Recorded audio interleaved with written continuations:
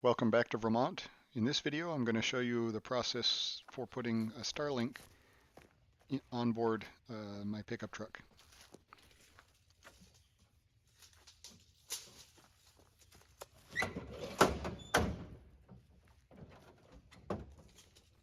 Taking measurements across the where I think I'm going to put the location of this dish.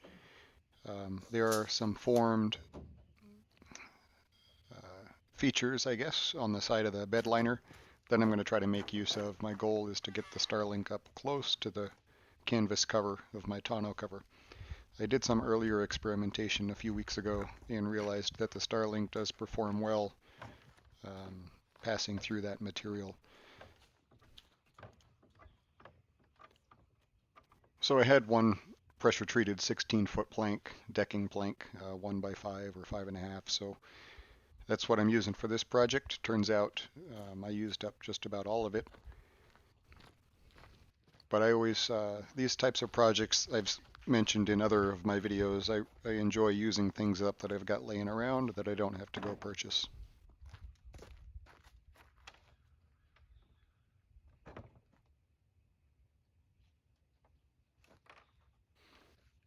Hardly will apologize for the sun. What a beautiful day it is here, but I did pick a poor position at this hour to place the camera, so thanks for bearing with me. It does get better later in the video.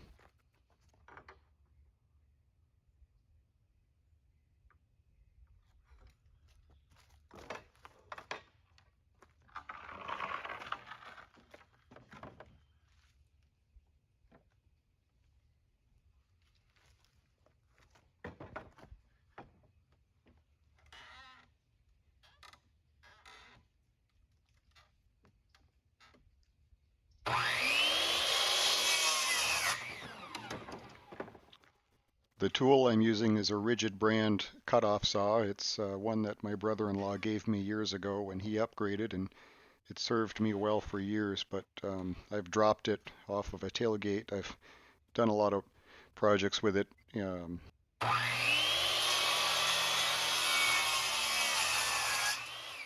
Smashed it up. The safety guard has come off. The on-off trigger switch is broke, so I've got that replaced with another switch. It's a very unsafe saw, but it is still capable. It does the job, and I know all of the features, but it's something on my list to replace here. So I cut a bevel on each side of this plank. I'll have two of these planks going across to hold the contraption in the truck, and I cut a bevel to try to match, again, as I mentioned, those plastic features on the sidewall of the bed liner. When I move the camera in, you may be able to see it a little bit better. But that's what I'm wrestling here with, just trying to make sure the sides of the plastic bed liner is pushed outward as much as it will go, and that I can squeeze the plank in there and have a good fit.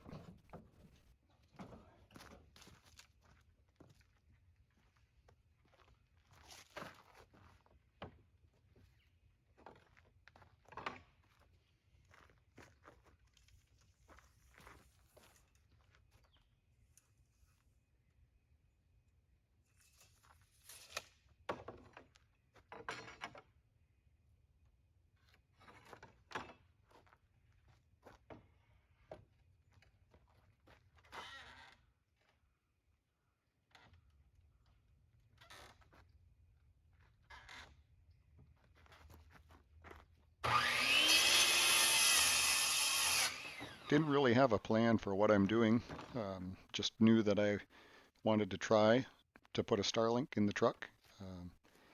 Had some basic ideas of how I might do it regarding power supply and running cables and things, but as far as the mechanics of where it's going to go, how I'm going to install it, whether or not it's going to be permanent or removable, I really had no idea. So I'm making this up as I go. Each piece is an experiment, and I just build off from it. So have again, just a general idea, but never done this before, and I don't really know where I'm headed. So one thing leads to another.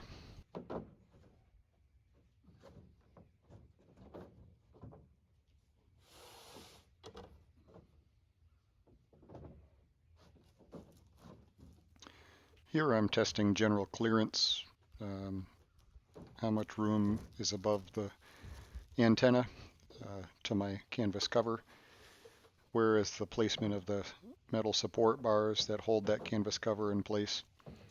I'm trying to position the dish centered between the metal bars, keep it as far away from metallic objects as possible. So I center it left to right in the truck bed, and then I'm trying to plan and position it forward and backward so that it sets closer to the tailgate than it is to the cab, and maybe centered in between the metal bars that hold up that tonneau cover.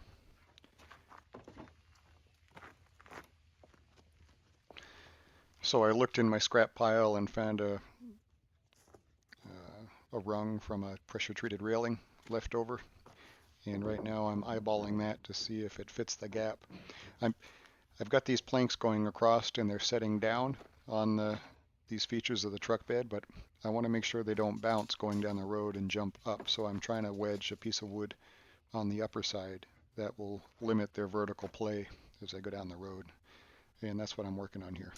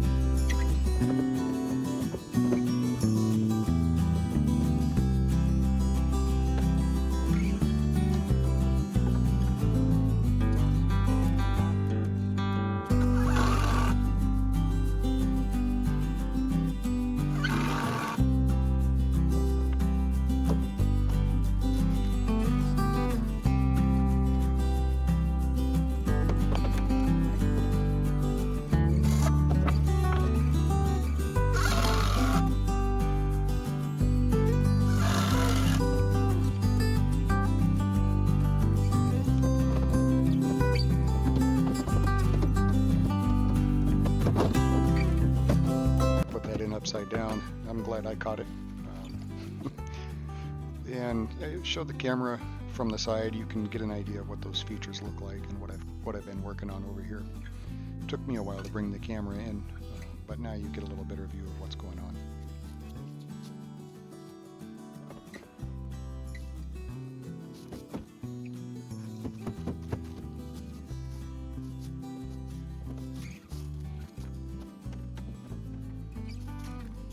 So what I'm measuring here and cutting are some spacers to hold the distance between these two rails to fix those in place so that they become one unit.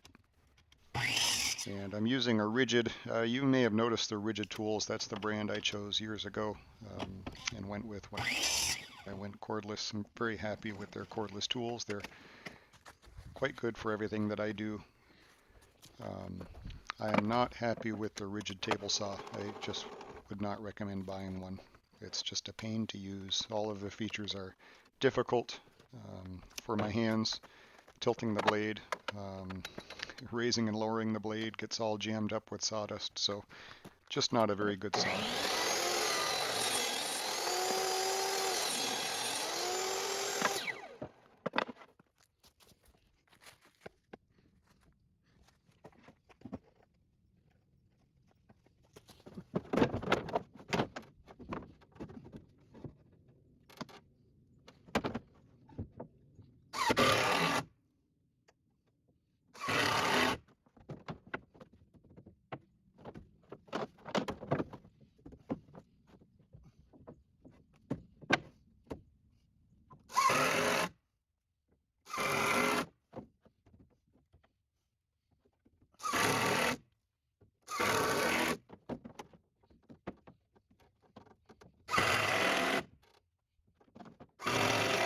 can't count how many times I've measured and checked position and fit of that dish underneath the cover. It's like I look at the same thing over and over again, but I guess each time I'm looking at it, I'm thinking of something else. So I just want to make sure when I finally fix this in the position that it's optimized, again, trying to be centered away from anything metal.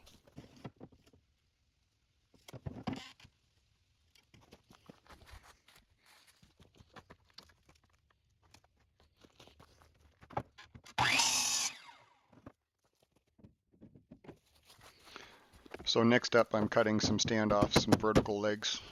I ended up putting one on each side just to, based on the position of where that, call it a sled, where that ended up being, lended itself that I could make use of one of those deeper pockets on the sidewall of the truck. So I just cut a portion of that plank and I stick it in there vertically on each side.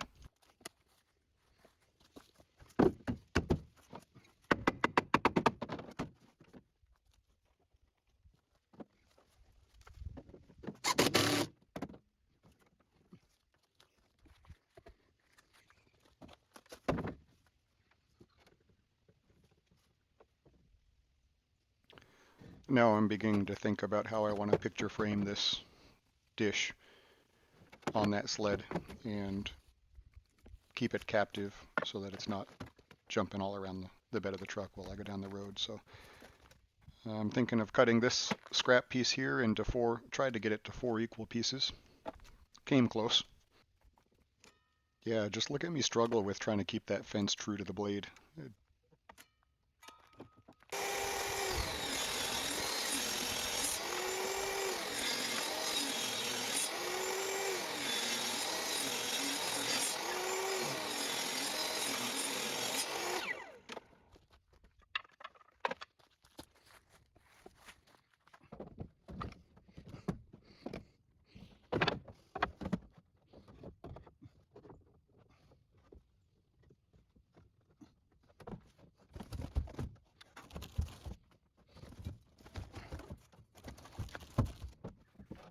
So here I'm just trying to find center on both the sled and the 2 long portions of the picture frame. So I haven't worried about front to back position just yet, but I'm getting everything centered left to right.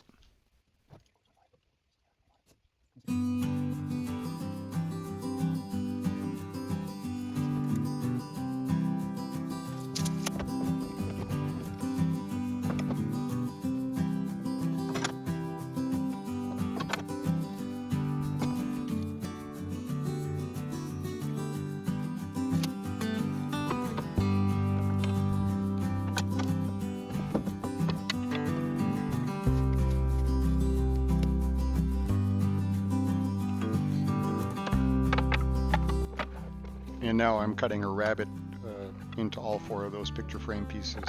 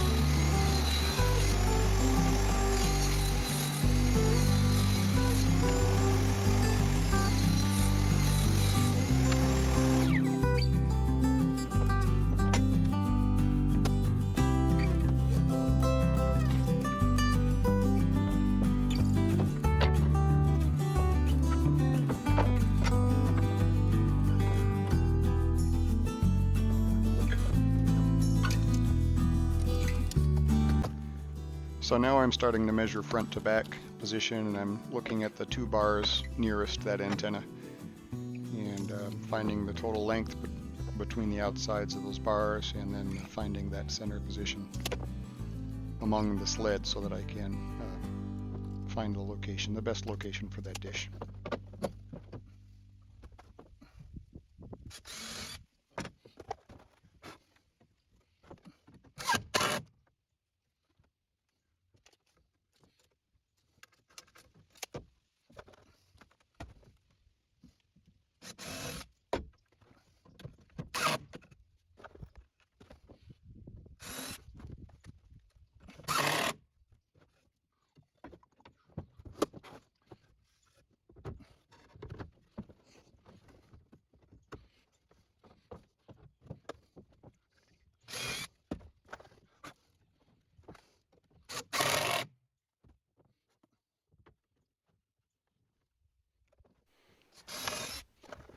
just about as many times as I took measurements of that canvas in the clearance is how many times I thought, don't drill through this dish or skip the screwdriver or the impact driver off the screw head and put it through the antenna. So thinking about that every time I'm putting a tool next to it.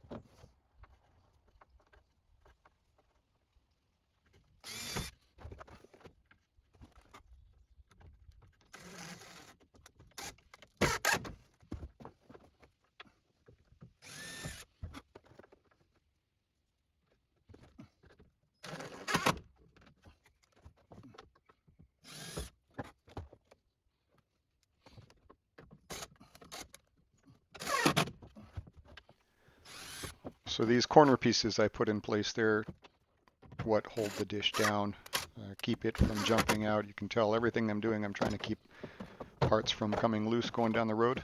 And these over the corners should do that job and also limit their interference on the antenna array and what its reception is able to achieve, which I'm not sure what that will be yet. When I opened the video, there was a screen picture of some of the performance, but I don't yet know that. Now I'm beginning to think about the wiring and the interconnections and power and moving on to that stage. So you can see I've got on the left of the dish is the Wi-Fi unit or the router that comes with it. And then in my hands is the power supply right next to it.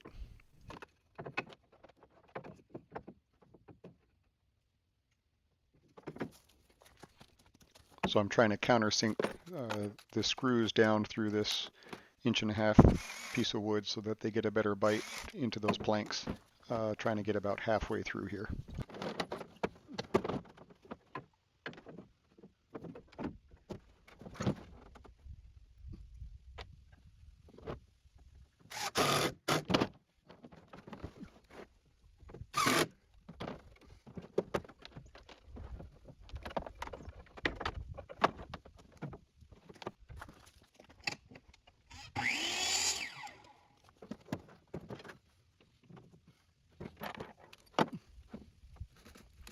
So both the power supply and the router have beveled edges. They're a bit of a trapezoid shape, so I'm using that to my advantage. On the left, the power supply reaches down underneath that first piece of wood on the left of it, and I'll put a small retaining piece of wood on the right side as well, and that's going to keep it held down onto the 1.5-inch piece of baluster that's underneath it as the shelf. So that's what keeps the power supply captive, and then I work on a similar arrangement for the router. But I elect to use a piece of fabric strapping material just to keep hard material, wood or other things away from what may be the propagation of the Wi-Fi signal. I think that maybe the strap will be a little bit more transparent in that way.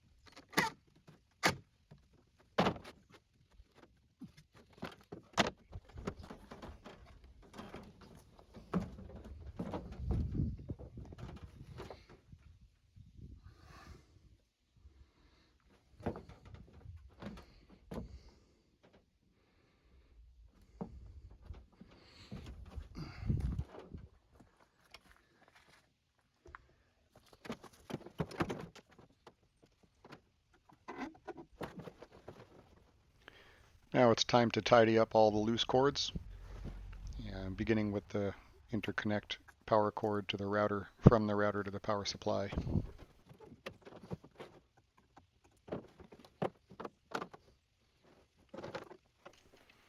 And then eventually I install the, I guess you call it coax or RJ45 or whatever cable they use, from the antenna to the Wi-Fi router. And there's quite a lot of that bundled up. It's meant to go on, reach up to your roof installation. So I think there's 90 feet of it or so. I've got all coiled up, and I just tuck it up underneath.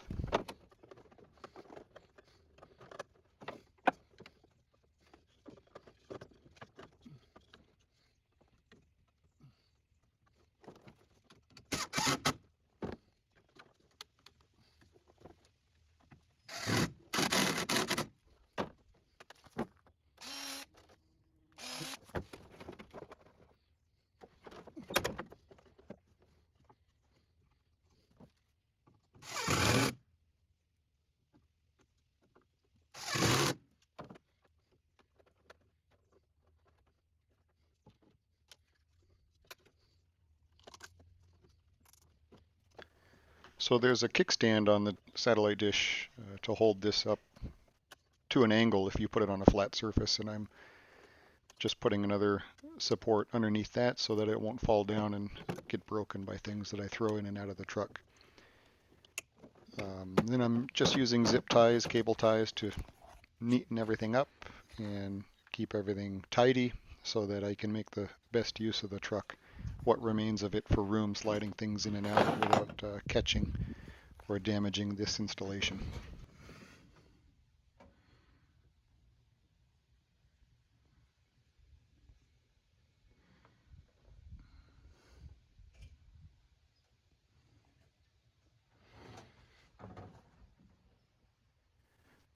I do need to go back in with a cutoff wheel or a flap disc and cut those screws points down that have come through so that I don't cut my hand, or worse, crawling in and out of the truck. So I'll do that as well. So now to begin the process of the electrical installation and the power supplies. And there's two forms of power I've got in my mind that I'd like to power this antenna. One is standard or more typical for when you're driving down the road, 12 volt to 120 power supply, which I'm showing here. I bought a 150 watt power supply inverter. And the second method of power is one that I'll call shore power, much like an RV would plug in when it's parked and set up. So when I park the truck somewhere for a time, I can run a cord out and simply plug it in via an extension cord. So that's what I've got in my mind, and just going to begin the process of that installation here. I'm trying to find the best place and considering a few options of where to put this connector, and I'm trying to make sure I choose a place where it will fit, and also that I don't cut any other wires that are blind to me behind the bumper. So that's what I'm investigating.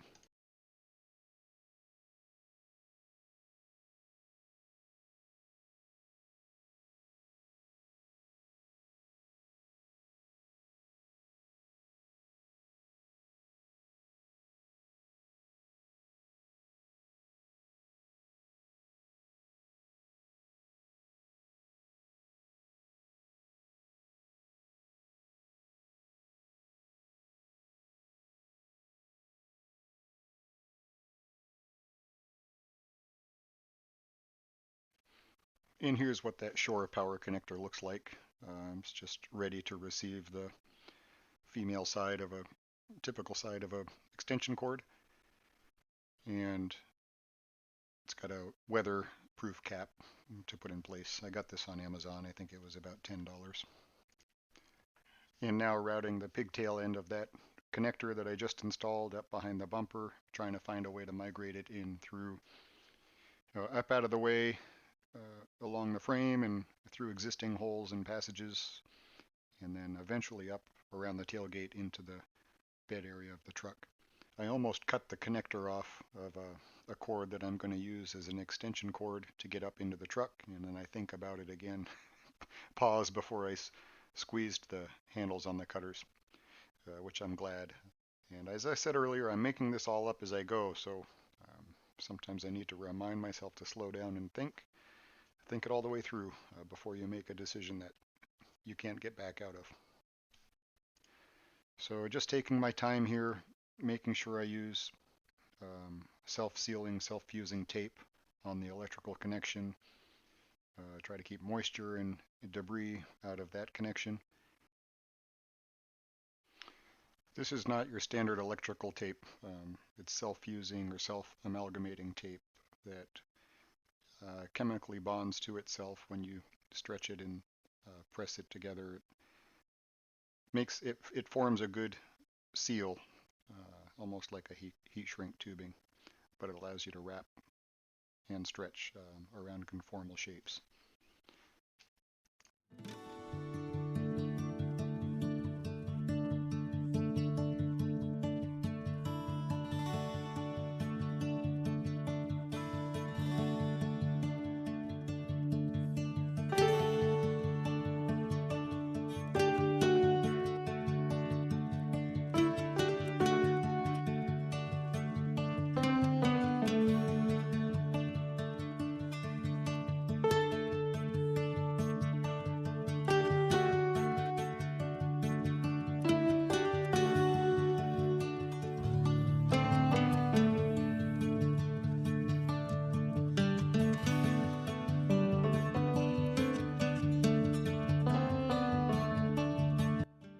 So trying to fish the end of this wire up behind the tailgate, make sure that it's not going to pinch anywhere.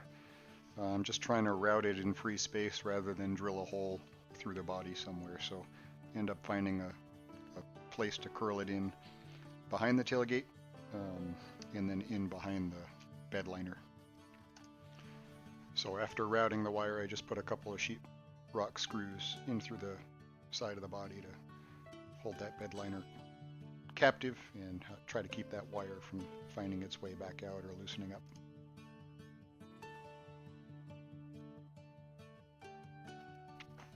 So putting a outlet duplex box, I guess you call it a new work box, just what I had on hand, and my plan is to put a typical duplex outlet somewhere around here. I'm trying to find the location, and I want each of the outlets to be supplied power from a different source, so I break the tabs off to break the outlets apart from each other, and I'll end up routing one leg of power which comes from the bumper plug that we just installed. I'll run that to one outlet, and then the other one will get power from the cab, ultimately from that power inverter that you saw earlier.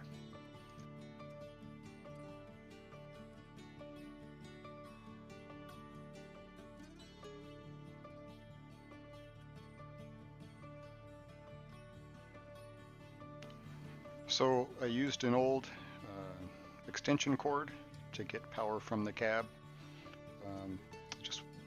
I'll show you some images later, but I simply ran the cord underneath the seats with enough slack up by the console to reach into my center console where that inverter will be placed, and then I ran it through the rear jump seat and around through the hinge of the rear half door on the extended cab, and fished it around inside the body area, up between the gap between the cab and the bed, and then underneath where my tonneau cover installs on the bed up by the cab. So that's what I'm working on here. I didn't drill any holes.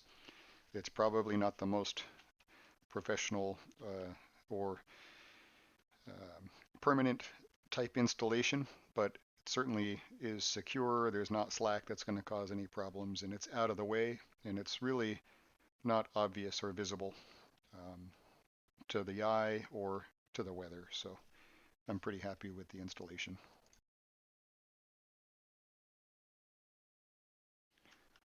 And now I'm just putting a label on the side of that box to remind myself where the power comes into each outlet, left or right. And the left side comes from the bumper, and the right side comes from the cab. So when I want to change that, all I have to do is unplug the antenna from one outlet to the other, and then make the appropriate connections in the cab or outside the truck. So here it's just showing it's powering on. I've got power on the router, and it's going to take a few minutes to boot up and learn its orientation and connect to some satellites, and then I'll run a speed test. And as you just saw, I closed the tonneau cover, and this is my first attempt at connecting and checking speed from this installation. And I'll share here also, I took another test off camera, but it was much improved from even this first demonstration. So speeds are very, very usable. So here's a quick installation of how I routed the power cable up into the cab area. You can see it comes up between the seat and the console. There's enough slack right there, and it enters the cab through the hinge, runs in behind the seat, underneath the floor mats, and up underneath the front seat area. And just routed it rather temporarily there, but I'll put the inverter here in the cup holder, and there's plenty of slack here.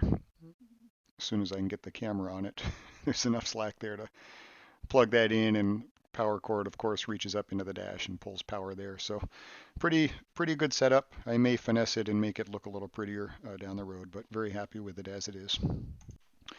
So that's it. Kind of a long video, but I hope you enjoyed it. It was a fun installation, and as always, thanks for visiting Vermont. Please leave a comment, and I look forward to reading them. Have a great day.